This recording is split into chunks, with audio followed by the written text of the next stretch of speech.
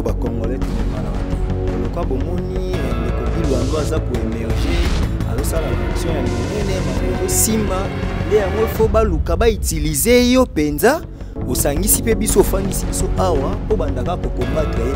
D'ailleurs on a contre la jalousie pour un sénateur Benaboué, mais j'ai encore des éléments très graves, plus approbables. Bopesanga 72 heures, wana ce qu'on a ça la point de presse à Mounene Bino, au Sangalana ba ndeko mususu ya ba canal King, au son la politique, CCTV, kiosque, tout le monde a mona ce qui se passe en République démocratique du Congo, comment les hommes forts bazo piétiner les hommes faibles na kati ya état de droit. Éviter na ko utiliser ngai parce que ngai moko pe na za ba projection ya 2023, na kozala sénateur, na kozala candidat président. Non, pas du tout, loin de les neutraliser, loin de là, ils ont tout simplement Timothée Lenoir dans Zagadé. Pour votre information, dans Zaramuta VSV, la voix des sans voix. Timothée Lenoir, le état des droits, vraiment, il est frappé,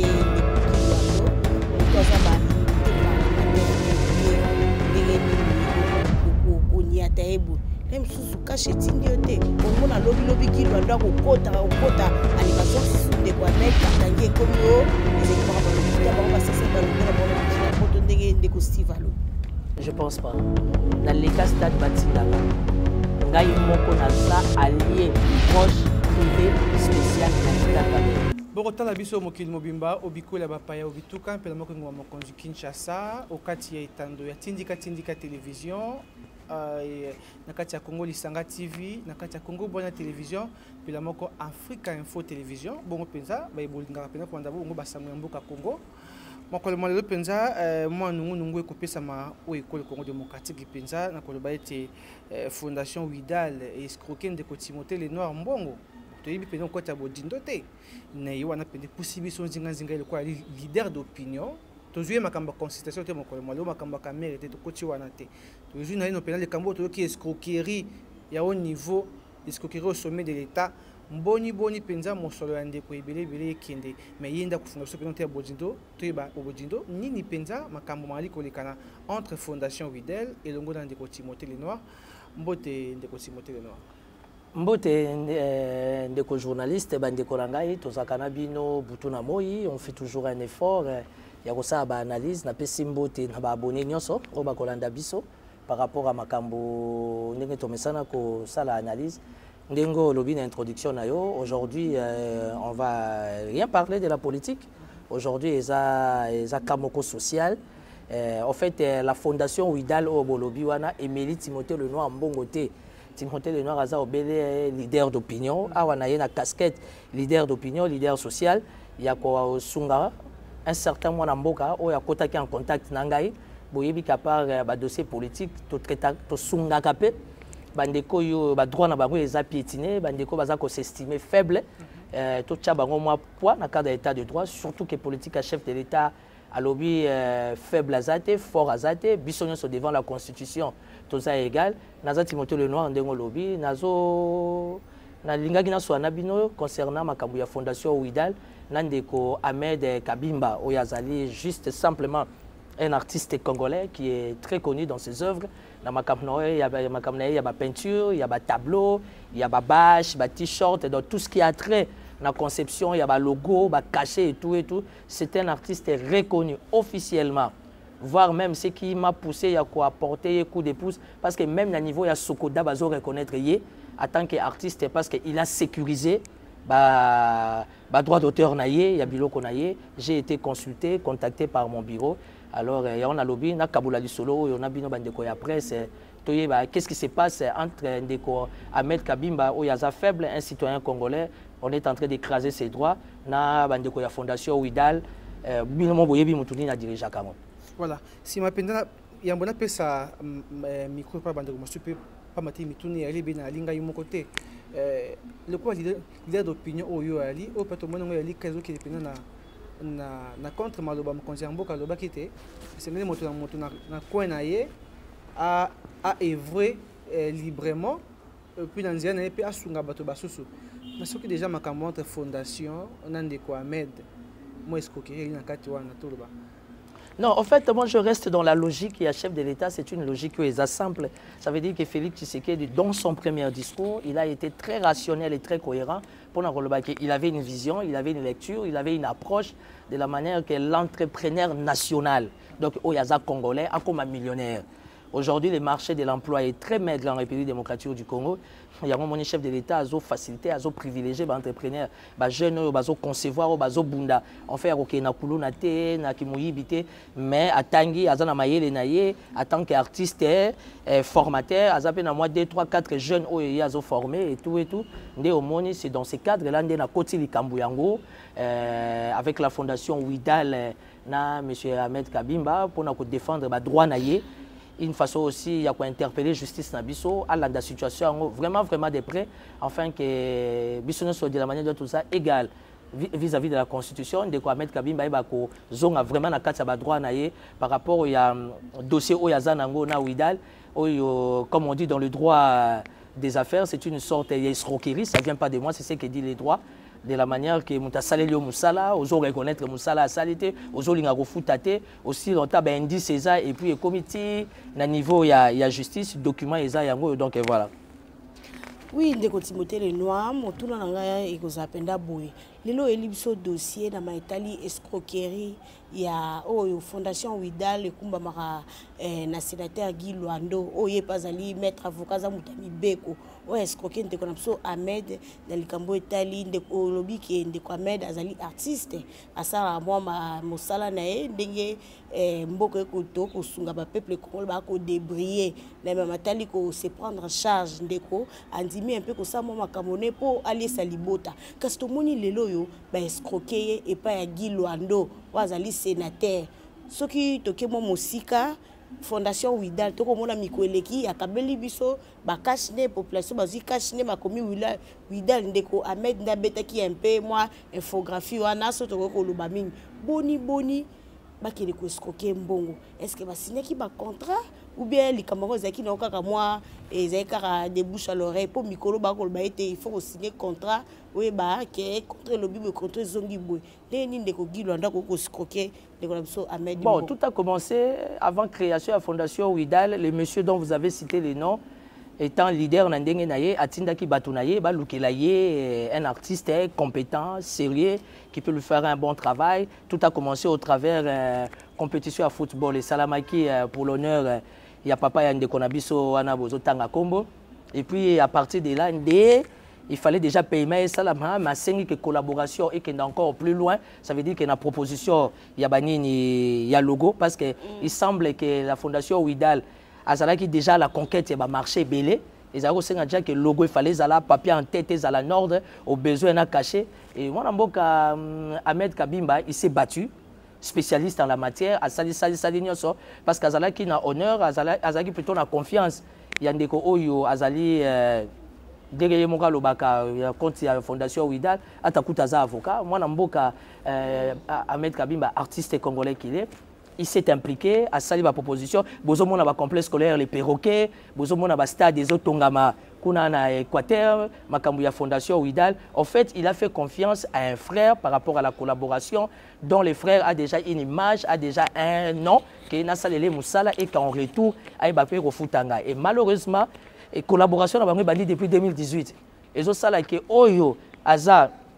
Il y a fondation Ouidal à l'équipe au foot à mon amboka Ahmed Mbongo na yete et Ahmed Alobi a looké na terrain d'attente ngana sénateur na ba immunité yo za simple citoyen congolais to sola na onini. Heureusement la justice en République démocratique du Congo ezo la ta forme nango ezo kipé posture à mutute moi na mboka Ahmed azui ba avocat na ye a mené pe procédure normale des salike bazana niveau ya justice au besoin mona na sina maboko eza note ya plaidoirie. Parce que le droit s'est imposé de la manière que le compte Nyonso ya Ouidal est bloqué jusqu'à ce que la procédure est en continuité. Et il y a même un document dont la justice a reconnaître la position de Mboka Ahmed Kabimba Kasaki Moussa bien et que dans les jours à venir, nous avons encore beaucoup plus d'éléments. au travers un point de presse, na kosala sous ce week-end avec beaucoup des éléments pour que dans les jours à venir, beaucoup monde ba moto, ba mituka, ceux qui peut banda ko ezali ya fondation Ouidal, justice na biso, a kosala musa nango, ça veut dire qu'a ko saisir ango jusqu'à ce que la fondation Ouidal a retrouver terrain d'attente un artiste congolais, un simple monsieur qui n'a pas d'appui, qui n'a pas de soutien. Heureusement que justice na cadre et état de droit, les autres qui la rationnel pour nous sécuriser intérêt à Moutunios. Mon amboka Timothée Lenoir.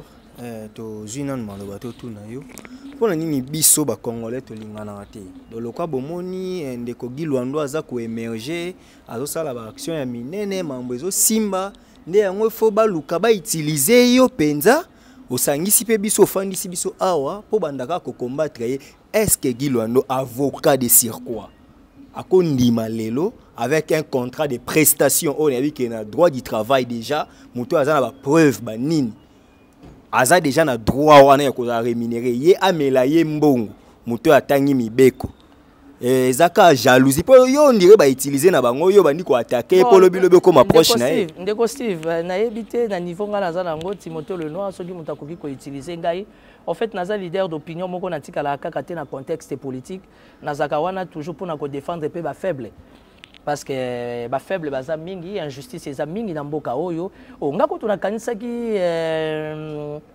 kenga ko tunde fo bosenga nga merci parce que le fondation Ouidal ils ont mené ba action ebele à makasi après avoir colandé la procédure ndenge baza na dossier na bango na mwana mboka Ahmed Kabimba OK Ouidal azaka na personnalité juridique te et le kelingai eza ASBL yo kondi mantre ASBL munene wana fondation ya munene wana ndenge ba fonctionnera batongi stade ba réfectionner école au Mobutu atanga batongi université bazo sala misala et puis bientôt ba sala aérodrome na mbanda kawana est-ce que na kokoza la contre yango na sengi na ba ana mongo nyonso ba fongola misu pona likambo oyo personnalité juridique ezati parce que avec tout ce que Ouidal a mené comme action na note à plaidoirie okotanga ba point ezali na kopesa bino ba copie mutamutako za copie na ye okotala ba point que même les tribunaux azo reconnaître que non Ouidal fondation Ouidal azaka na personnalité juridique te et ngai siko ya tant que leader d'opinion ça attire mon attention azana personnalité juridique azo travailler na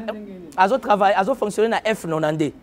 Je ne pense pas que F90 ils ont payé ba prérogative il y a comme mener ba action sur ya grande envergure azo mener c'est vrai que ça ba action moko purement sociale mais que cela ne tienne yemoko aza mutu ya mibeko ça veut dire qu'il doit être dans le droit il doit être dans le droit chemin ça veut dire que personnalité juridique une si grande fondation comme la fondation Ouidal dont la personnalité c'est un sénateur que je respecte ngai moko nazaki candidat sénateur ceux qui le long de kwaza élu sénateur faut na féliciter oh na ba action de kwazo mener de kwaza même pas na personnalité juridique là n'est même pas le débat on est à musala ya tribunal et puis ce qui est encore compliqué c'est que ça veut dire que soko yé kotika mukanda ya fondation Ouidal OK ça kana adresse na limité.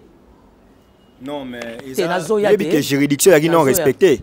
C'est l'homme d'information tous les comment na commune na Kin na Kabambar je crois beaucoup qui funda bango na TGI to coup d'appel ya matete. Bino au moins principe ya territorialité. Funda mutu ko porter plainte de quoi mettre Kabimba a que porter plainte na parquet ya matete pourquoi? Juridiction incompétente. Non, pourquoi? Parce que le courrier a été déposé à Limité.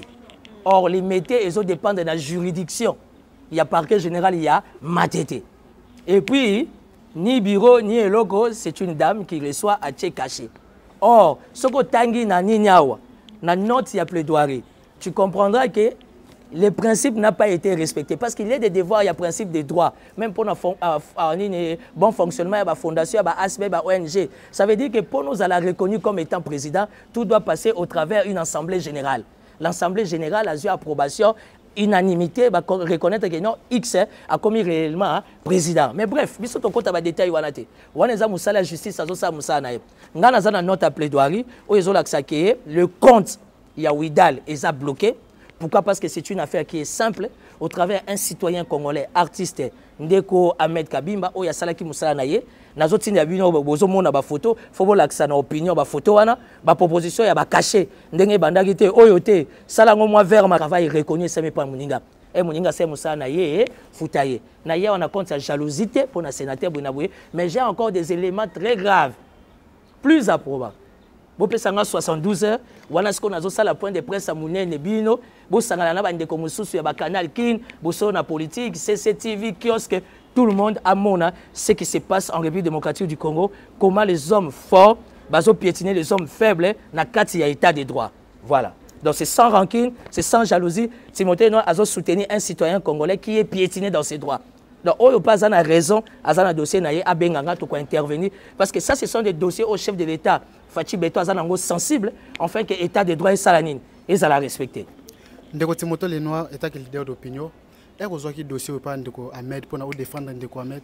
Pourquoi pas au coquille que le sénateur qui était beau solo là na yobe tout na comme les accolés qui est leader d'opinion au soleil image côté c'est moi qui m'a na case dossier au arbitrage. Bon, na koyebi Sabino politicien que je suis, naza d'abord nazaka toujours neutre, nazaka très rationnel et puis nasala qui est fort ya ko lukandeko.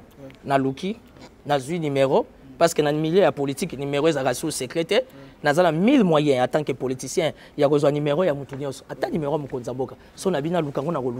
D'abord, un citoyen congolais, de deux, un politicien. Nous avons un numéro, un Ndeko Lukiye, nous avons un message. Bon, nous avons sans suite et tout. En attendant, Ndeko Mbappé, asalaki musala na ye, azapi na ba problème ya personnel, azapi na ba problème ya familial, azapi na besoin ba futa ye ba droit ya musala na ye asalaki. Donc c'est sans rancune. Azan Ndeko nanga problème ezali wa bana mboka oyo bino pe lelo bozo constituer force moko ya presse ata ko to ba bengisi bino na consultation te mais boza toujours fidèle ya ko soutenir ya ko accompagner mokonza mboka. Ça veut dire que dossier Ouidal Timothée Le Noir naza jalouté nazo senga na papa Barthélemy Okito secrétaire général ya sport oyo aza président ya ba Anambong aba Anamongo pardon obenga Timothée Le Noir na komemela o mwana mboka Ahmed Kabimba aya basolola bakutana na mwana mboka oyo azali ya Ouidal. Ça veut dire que Ahmed Kabimba salaki musala na ye balingi kofuta yete bozomona ba elemeza ba proposition ya ba caché complexe scolaire les perroquets bomoni stade et tout ndenge salami école esca maréchal comment dire atangaki. Ça veut dire que nyonso wana ezo salama au travers un logo un papier en tête qui a été conçu par quelqu'un. To reconnaître que ba droit ya bad yango na prévenir bino na kosenga Ndeko Ahmed soka kozala disponible dans 72 heures nazoya na point de presse boko bakisama na bosolo na canal ki na CCTV ba émission nyonso ba ya batala ndenge nini injustice état de droit ba oyo baza makasi ba oyo baza élu ya peuple ba soutenir peuple mais bazo piétiner peuple faible que nous sommes. Mais moi, on a Timothée Le Noir, tout le monde est déterminé par rapport au dossier. Tu as vu que le sénateur a quand même fort, a quand même bien sur ça. Nous, tous les candidat en 2020, tous les moyens utilisés la politique pour salir moi dans mon côté. Naïbité na ko utiliser ngai parce que ngai moko pe nazana ba projection ya 2023 na kozala sénateur na kozala candidat président neutraliser. Hein? Non, pas du tout, loin de les neutraliser, loin de là, ils ont tout simplement Timothée Le Noir nazara déjà pour votre information nazara muta VSV, la voix des sans voix. Oyo comme moi na mboka Ahmed Kabimba, ils ont système à VSV, la voix des sans voix. Aïe ko yebsanga ndeko nazana dossier boyeboye. Justice c'est ça kati. Félicitations au tribunal Nabiso, au parquet général Nabiso Yamatete. Parce qu'ils ont fait un grand travail. Oye ba landeli enquête, ko sambe salami, note à plaidoirie ça. Ndeko oyo ya fondation Ouidal, yemokaza mutami beko. Ole to comme na niveau oyo, akoki ko benga mwana mboka Ahmed Kabimba ba sololi, ba trouver solution amiable. Tant moninga saleli yo musala, yeba pe ko futaye, surtout que yo nzamba pambolo zana ba moyen. Yango wana ndi elengi ya état de droit. Oyo boyebinga na suki saka toujours phrase nanga mboka elengi. Mboka elengi muninga saleli yo musala yo lokolo kenda ozongo zala ba moyen olingi kofuta muninga te. Ahmed Kabimba faible qui est citoyen congolais, un artiste congolais dont ses œuvres sont reconnues par la Sokoda. Aye ko se plaindre. Nazo senga pe na Sokoda a kota pe na cadre ya redressement de 2018 à 2020 parce que c'est un travail fait depuis 2018. Ça veut dire Sokoda face à la redressement na Ouidal a futa ba droit ya moko aza ya Sokoda a futa ba droit na tu vas comprendre une nuance voilà. Wana na minute on a bobengé forté pour bozara bobandi bien. Tant que vous na ba principe, nous suppose droit ya na ba principe quand na ba exception. Boya okwea boy comme état de fort, état de riche. Non, et pauvre. Ndeko Steve. Objectif il y a quoi inviter bino na 4 mois quelques minutes oyo. Et ça que Ndeko oyo ya fondation Ouidal c'est un citoyen congolais. C'est un homme qui est dans beaucoup des actions. Ça veut dire, je ne vois pas la facture. Il y a travail conçu et réalisé par mois dans Mboka Ahmed Kabimba, ça représente 100 000 $, 200 000 $, 1 million de $. Je ne vois pas. Ahmed déjà ça là Moussa Nini. Ahmed ou un artiste. Ça ça n'est Moussa Nini. Quitte à vous maintenant, journaliste d'investigation, vous menez une investigation. Ça veut dire que nous devons apprendre à respecter mes salaires à Baninga. Bah on va salaire mais ça en Belgique, n'est-ce pas? On a information yo zanango. Ya Widal. Information na zanango ba logo ba conception ya Widal et salameli awa. Élément yango bozanango nazo tindela bino yango bomona pour de la manière que opinion aille ba kokata. Ici l'objectif c'est pas de salir quelqu'un. Ici l'objectif c'est que on a cherché un terrain d'attente et mon anité. Moi na Mboka Med aye ko lukanga en tant que leader d'opinion, défendre nga naza faible. Or biso défense ça c'est la ka TV. Na kata TVP état de droit ezoyo ka peso sa makambu nango. Azo sengo bele mbongo na ye. Oyo bino bozo tanga kombo wana ndeko ya fondation Widal aza muto boboto ana mongo moko tazaka mutema makasi na yebi muta boboto atana musika abenga ndeko Ahmed Kabimba d'ailleurs ba ko solandeni parce que dossier comme déjà na tribunal donc ba avocat ba bengana ba trouver solution pour na ko calmer les deux clients mais ndeko Ahmed azana bo senga ya ba droit na ye ndeko wana ya Widal azaka na ba mbongo na ye belé aza avocat minier asunga mwana mboka na musala salaki apesa ye ba droit na ye. Oui, Ndeko Timothée Lenoir, l'élo état des droits vraiment tout le monde est frappé, Ndeko Guy Luando, moto azamba immunité parlementaire, to éviter ndengenini koko niataebu. Même sous caché tindiote, au monde a lobby Guy Luando ko kota ali bazongi sous Ndeko Ahmed bakangi comme yo, ezaki maramba lokuta ba on va cesser ba logo na bona mikila poto Ndeko Stivalo. Je pense pas. Dans les cas stade Batsindanga, ngai moko naza allié proche, privé, spécial, il y a Vital Kamerhe. Ça veut dire que bon, une consultation bani mais nazo lobate. Ça veut dire qu'on s'est concerté avec Vital Kamerhe, ça ne sert à rien de parler. Il faut donner la chance à la consultation et qu'il y ait bien. Awanaye dans un cadre rien à voir avec la politique. Awanaye dans un cadre purement social. Il y a un citoyen congolais faible qui a fait un travail, qui a conçu d'abord. Parce que le travail, il y a conception, vous avez intellectuel, et ça facilité. Vous avez concevoir à rendre ndoto à côté siango dans ndoto comme une forme. Ndeko wana bolobi ya fondation Widal azaka na bambongo nae. Ndeko nanga ana mongo asola na ba avocat nae, ba luka ba avocat ndeko Ahmed Kabimba ba futa ye mbongo nae. C'est ça l'état des droits. Malamu ya état des droits avec Fachi Béton, ça veut dire ils ont sécurisé mutu nyonso. Comme dit la constitution biso tozanini, toza égal. Ce qui est na mutu, azape na dossier, on va salier injustice à lukanga. Mais na promettre bino que ce week-end Bozozo point de presse avec encore beaucoup plus d'éléments, beaucoup plus de détails et na ko senga na yemo mwana mboka Ahmed Kabimba soka kozala na temps aya yemoko abeta lisolo de la manière qu'opinion ya pour mutaza na droit na ye azolela état de droit ezosenga qui est faible azate fort azate biso nyonso toza égal rien à voir d'une intention politique batinda ngai et tout na combattre mutu na leka niveau au combattre bato na leka vraiment niveau au combattre bato naza Timothée Lenoir toujours c'est la bon résultat ya consultation pour l'intérêt de la République. Excusez-moi, amené on a biso. Na inga na afongole loko moko po Sylvain zo clôturer na e. Obeti lisolo ya ki avocat ya mine. Bino bokota ma mususu boye. Na mamolobi wana oza na maîtrise que sénateur Guy Luando aza avocat minier. Yo na ngai to mesana na tika ko 6 safra. Na tika ko 6 safra c'était Fondation Widal les une personnalité juridique. Dans le droit des affaires, qu'est-ce qu'on dit? Tu sais que toi, tu es constitutionnaliste. Aux autres, ça vous défense un doctorat. Tant que vous avez respecté une personnalité juridique, vous avez mené de grandes actions. Dans le cadre de biso, dans le cadre du droit des affaires, on appelle ça comment? Vous avez travaillé dans les faux. Hein? Dans le faux usage de faux, il est dans l'escroquerie. Merci beaucoup. Dans les bâtiments, c'est les stéléonats. Merci beaucoup. Ndeko Timothée no apenda ko bosa na te po likambo na mono ko ya mo kofi na kati.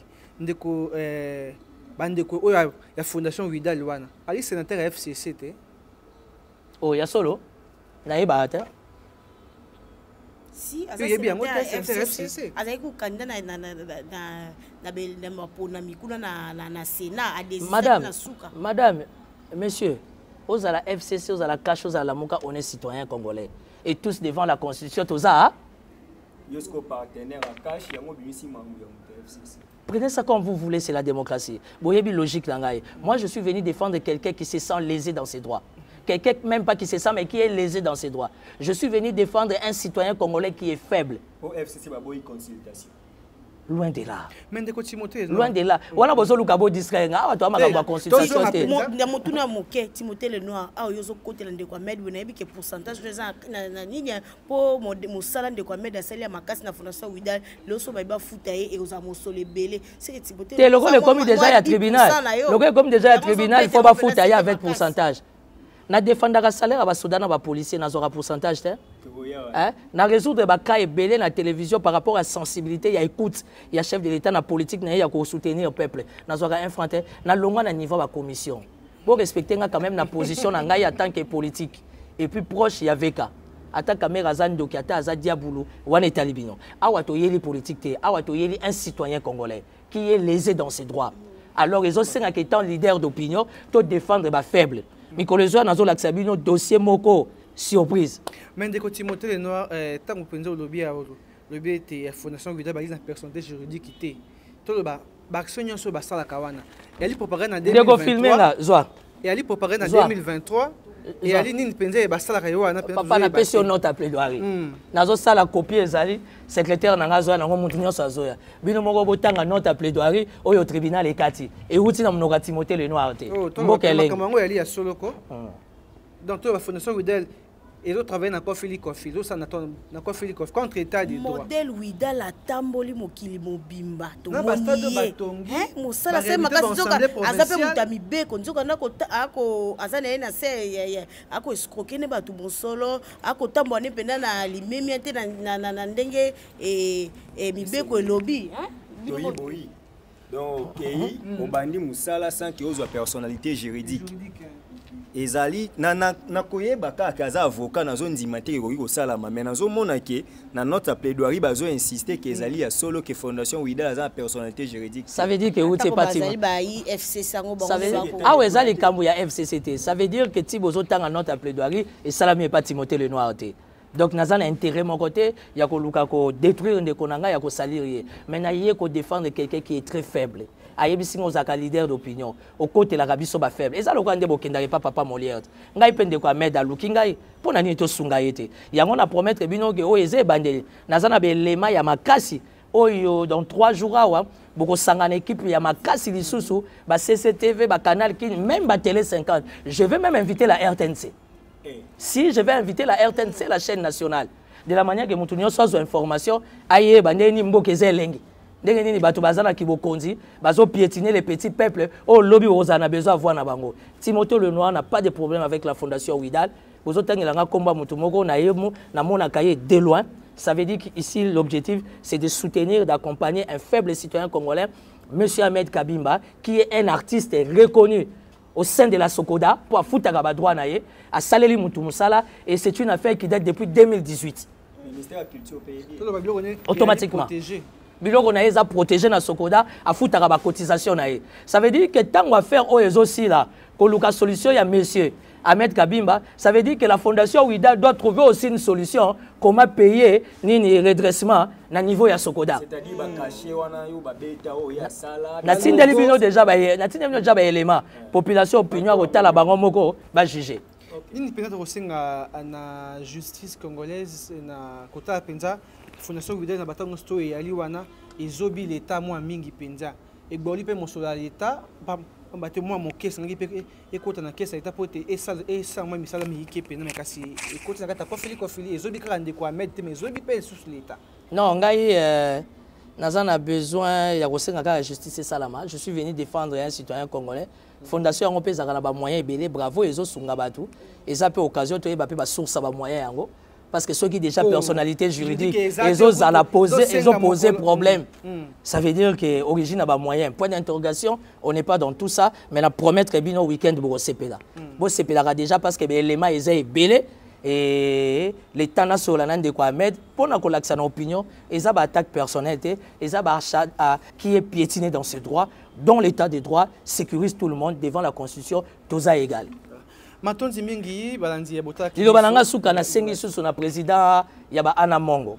Barthélemy Okito a solola na avocat collectif ya Ahmed Kabimba, na avocat collectif ya Fondation Widal ba trouver solution. Ezali kambo ya iso na iso, il faut qu'on trouve la solution. Ce qui to commis na niveau comme na TV, c'est parce que ndeko Ahmed pour ma santé eza pour mes belé pe na famille na ya bande comme ça na bango il faut aller toujours en ordre na Sokoda parce que c'est un garçon juste alors ba droit na ye et ça la respecter au niveau fondation Ouidal et voilà ça n'a rien à voir d'une coloration politique Timothée Lenoir à Sali non mais ce week-end vous aurez l'exclusivité vraiment na restituer bino escani to resol encore davantage avec beaucoup des éléments peuple ayeba ba oyo tozo pona tozo bazo za la choix na biso pour l'intérêt ya nation mais ndeni bazo piétiner biso faible que nous sommes.